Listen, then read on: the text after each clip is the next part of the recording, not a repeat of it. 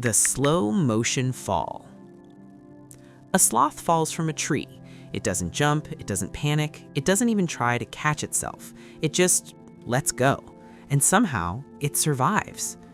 Today, the most dangerous thing about a sloth is how aggressively unimpressed it looks. They move at 0.2 miles per hour. They are so slow that algae actually grows in their fur, turning them green. Modern sloths look like they lost a bet with evolution, but prehistoric sloths, they looked like evolution's ultimate weapon. So what happened? How did the literal kings of the Ice Age turn into the slow-motion moss blankets we see today? To understand that, we have to go back millions of years to a time when sloths weren't hiding in the trees, but were reshaping entire continents. The tank called Megatherium. Meet Megatherium.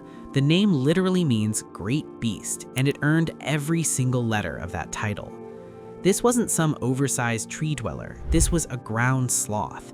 It didn't hang from branches. It stood on the ground like a living tank. It weighed up to 4 tons. To give you some perspective, that's heavier than a hippo. It's heavier than most SUVs. It's actually almost as heavy as a Tyrannosaurus Rex. A modern sloth weighs about 10 pounds. Megatherium was nearly 1,000 times heavier.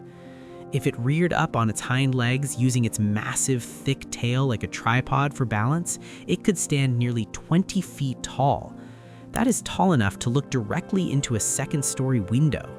Imagine hearing a noise outside your house at night, opening your bedroom window, and seeing a giant furry sloth face staring back at you. But its size wasn't just for show, it was a calculated survival strategy. The Ice Age was not a cartoon. When we think of the Ice Age, we often think of cute woolly mammoths or squirrels chasing acorns. The reality was much more violent. Ancient South America was a nightmare of predators. There were saber-toothed cats with fangs like daggers. There were terror birds, flightless monsters with beaks that could crack a human skull like a walnut. There were short-faced bears that stood 11 feet tall. If you were a slow-moving leaf eater in that world, you have exactly 2 choices. Hide or get so massive that nothing dares to touch you. Megatherium chose the second option. Predators are like businessmen. They calculate risk versus reward. A saber-toothed cat looking at a 4-ton wall of bone and muscle realizes very quickly that an attack is a suicide mission. Being that big is expensive because you have to eat constantly, but once you reach that size, you're essentially untouchable. Megatherium perfected the elephant strategy before elephants even arrived in the Americas. Claws built for destruction. A modern sloth uses its claws like coat hangers. They are hooked and specialized for grip. Prehistoric sloths, however, used theirs for demolition. Megatherium's claws could grow over a foot long. They were thick, curved, and built for raw power.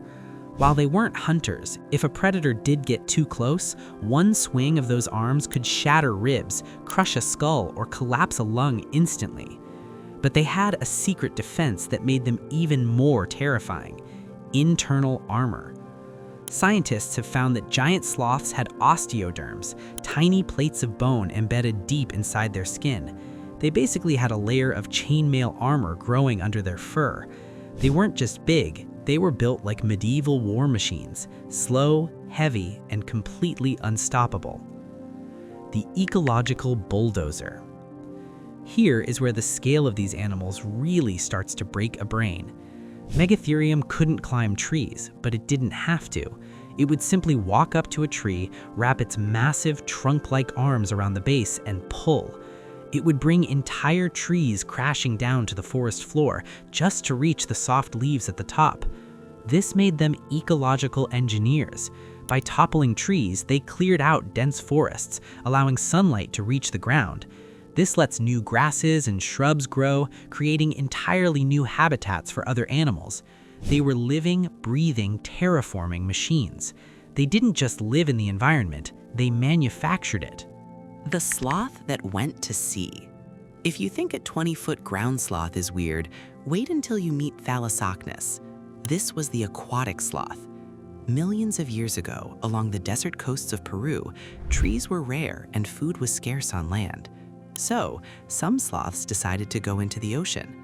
Over generations, evolution changed them. Their bones became incredibly dense, a condition called pachyostosis, which acted like a diver's weight belt to help them sink to the bottom rather than float. They became heavy, slow-motion divers that crawled along the seafloor eating seagrass. And this ocean wasn't peaceful. It was filled with giant prehistoric sharks. Fossils of these aquatic sloths show bite marks and healed fractures, proving they survived attacks from some of the most dangerous predators in history. Sloths weren't just tree huggers, they were evolutionary daredevils. The mystery of the giant tunnels. For decades, people in South America found massive, smooth tunnels carved into solid rock. Some were hundreds of feet long and large enough for a person to stand up in. At first, people thought they were ancient mines or secret bunkers built by lost civilizations. But then, scientists looked at the walls and saw the claw marks. These were paleoburrows, giant tunnels dug by ground sloths like Lestodon. Imagine a creature the size of a rhinoceros casually digging through the earth like a mole to build its own basement. We are talking about millions of tons of earth moved by sloths over thousands of years. They were the original construction crew of the prehistoric world. The arrival of the ultimate predator. If these giants were so armored, so powerful, and so massive, why aren't they here anymore? About 10,000 years ago, a new animal arrived in the Americas. It wasn't as big as a saber-toothed cat, and it didn't have claws like a sloth, but it had something much more dangerous: coordination. Humans arrived with spears, fire, and a plan. A 4-ton animal is a lot of meat, and because sloths move slowly, they are incredibly predictable. Large animals like Megatherium also have a biological weakness. They reproduce very slowly.